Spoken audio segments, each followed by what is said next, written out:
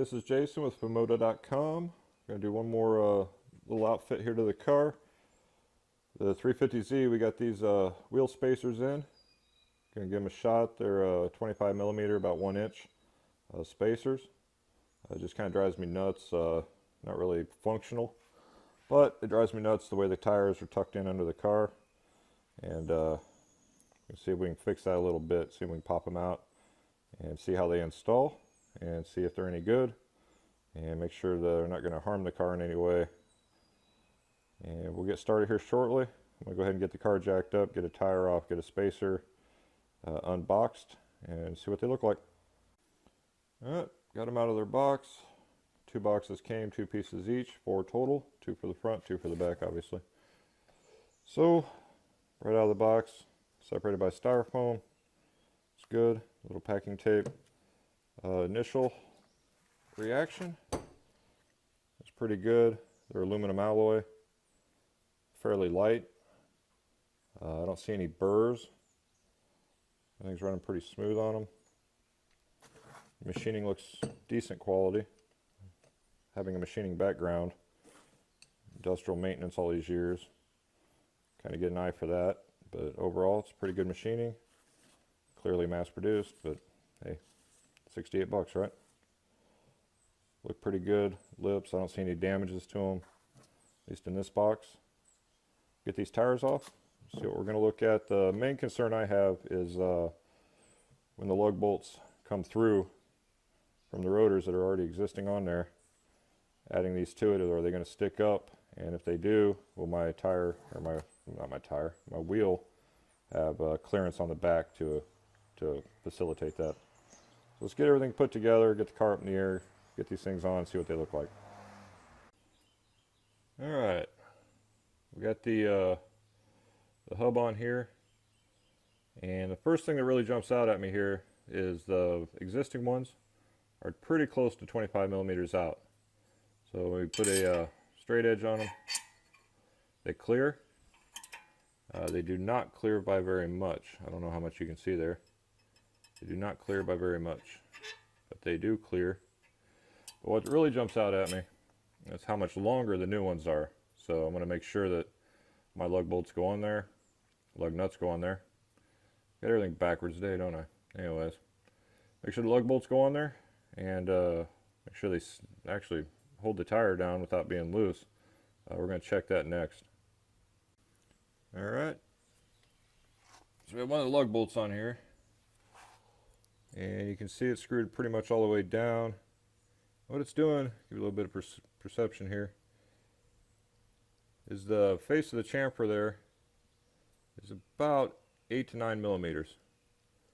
Then the chamfer here is just over 10 millimeters. So we're pretty close on tolerances for securing this down, so we're going to give it a shot. We're going to go ahead and secure all these first. And when the old tire, there I go again. When the old wheel came off, it had a spacer in the back. It's like a little piece that slides on, allows the tire to adjust in the center. Goes right there. And take it off the back. We're going to put it right back here on the front and put our tire back on. And we're going to see how everything fits together, make sure there's no looseness. We definitely don't want that on this one.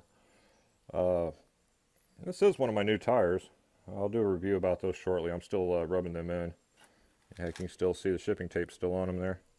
But so far these tires have been pretty good for me. And I'll do a review on those here shortly, but got bigger fish to fry today. Alright, other than that, let's get started. We'll get everything tightened up, put back on, and see if we have any play anywhere, any gaps, or anything that's going to cause a problem. Alright, we got everything reassembled. Looks like we are secure. There's no gaps in the back. Their rotor comes out, meets the spacer, spacer meets the tire. Checked with a feeler gauge. My feeler gauge goes down to 5 thousandths, and I can't get it in anywhere in there. Wish I had a feeler gauge that went a little bit smaller just to kind of see what the clearances actually are. But 5 thousandths, got no vibration, no wobbling, no nothing like that. So it looks like the existing lug nuts that I had anyways are going to work. That's the one caveat here, is the ones that came out were about 25 millimeters, or about 1 inch, and the ones that came with the hub extension here, they're much longer. Let's go measure them real quick, and at least we'll have that information. But guarantee they're longer than 25. All right, quick measurement. They come up as 34 millimeters, almost dead on the nose, or about 1 3/8. So big difference there. About 1 3/8 to 1 inch. You're adding a 3/8 inch longer stud there. So make sure that you will not need new nuts for that. If your nuts aren't deep enough to accept those, you know, minus whatever the back of your wheel is from the chamfer down, that's something you're going to want to pay attention to. But for me, I kind of lucked out. Nothing sticking through, nothing sticking out.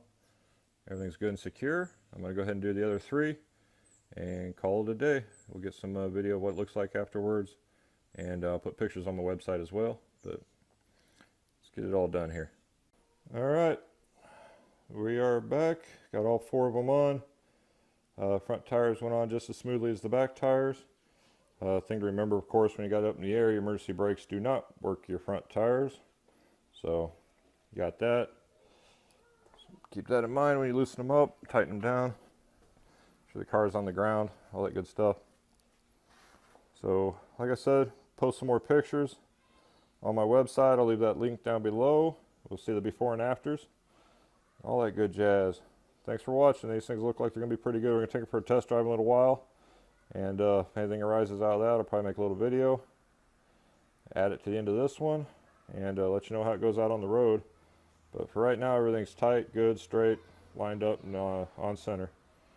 Thanks for watching.